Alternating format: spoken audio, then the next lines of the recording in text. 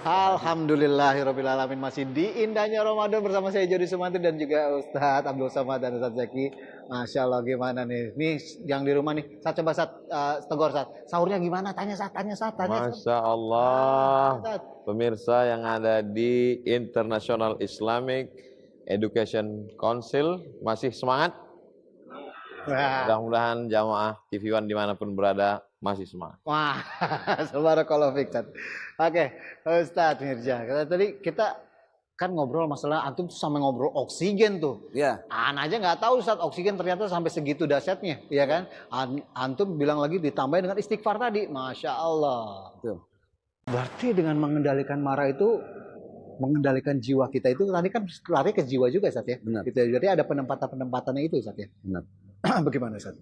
Baik, saya lupa takut belum negor nih kan. Oh iya benar. Jamaah yang ada di International Islamic Education Council. Alhamdulillah bisa juga. Itu kan tadi udah dibilangin. Lolos nyebut. Kalau saya emang lihat. Iya gimana, Sat? Jadi tadi kembali ke masalah rasa ya. Kan satu hati banyak rasa. Ada rasa yang kadang timbul yaitu rasa marah, emosi. Maka rasa itu pun harus dikembalikan juga kepada Allah. Bukan hanya ketika senang, bukan hanya ketika sedih, bahkan ketika marah, tempat terindah untuk kita kembalikan rasa itu ya menyebut nama Allah. Dengan kalimat apa? Istighfar. Astagfirullahaladzim. Jadi kalau istilah mobil ini kan dia rem. Namanya rem harus pakem. Jadi ketika kita ngegosip, marah-marah, kemudian astagfirullahaladzim, harusnya titik. Berhenti. Ini kan yang udah-udah nih emak-emak lagi ngegosip, istighfarnya ingat. Astagfirullahaladzim. Tapi kan Ngomong-ngomong yang sebelah lakinya ngepet kali ya. Nah, gitu kan. Jadi sambung lagi. Nyambung lagi. Ya. Atau dia lagi marah juga sama. Maka kalimat istighfar ini adalah perisai kita sebenarnya. Jangan lupa untuk terus beristighfar kepada Allah di saat kita marah.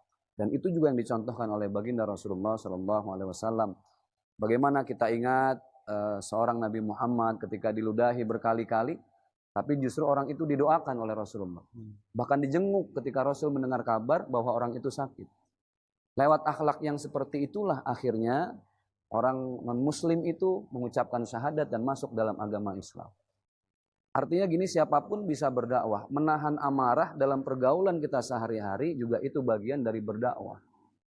Jadi ketika kita hijrah ini bukan hanya sekedar kostumnya gitu. Ya, betul. Bukan hanya sekedar bagaimana kita membenahi salat, bukan hanya urusan ibadah kita, bukan hanya urusan hablum minallahnya, tapi bagaimana kita menghijrahkan karakter sosial kita kepada orang lain.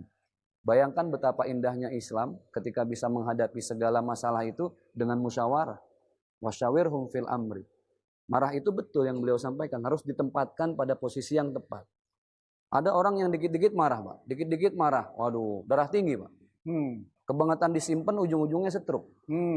Jadi kan yang paling enak itu kalau ada masalah ya kita ngobrol, cari solusi terbaik, dan itulah yang menjadikan hidup kita tenang. Makanya la taghdab walakal jannah tadi.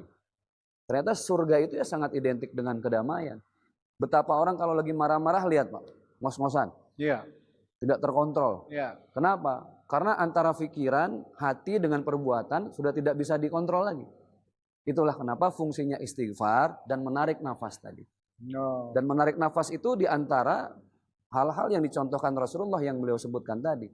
Diri, duduk, ambil nafas, istighfar, tidur, kemudian ambil air wudhu, sholat 2 rakaat. Wah, sholatnya udah bukan 2 rakaat lagi, Ustaz. 23 rakaat. Wah, praweh nih orang kayaknya marah. Udah sholatnya banyak masih marah. Yang begini bang paling enak panggil orangnya kita sholatin bareng-bareng. Udah gak ada cara lain. Jadi ya itu tadi. Ya. Orang itu ketika marah sebenarnya yang rugi ya balik ke diri sendiri. Maka kita beragama ini mengembalikan rasa kepada Allah itu sesuatu yang amat penting. Masya Allah. Ya. Gitu. Jadi poinnya memang kita harus bisa ada manajemen kemarahan ya, Sat, ya. Betul. Ya, dan kita sendiri ya, Sat, yang manajemen itu. Manage marah. Iya, dengan berbanyak zikrillah, ya.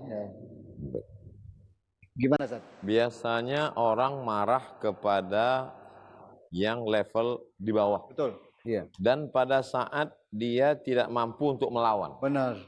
Tidak berdaya sudah. Iya, misalnya dia sedang berada di tepi jalan, kakinya diinjak sama anak kecil. Ngamuk. Ngamuk dia.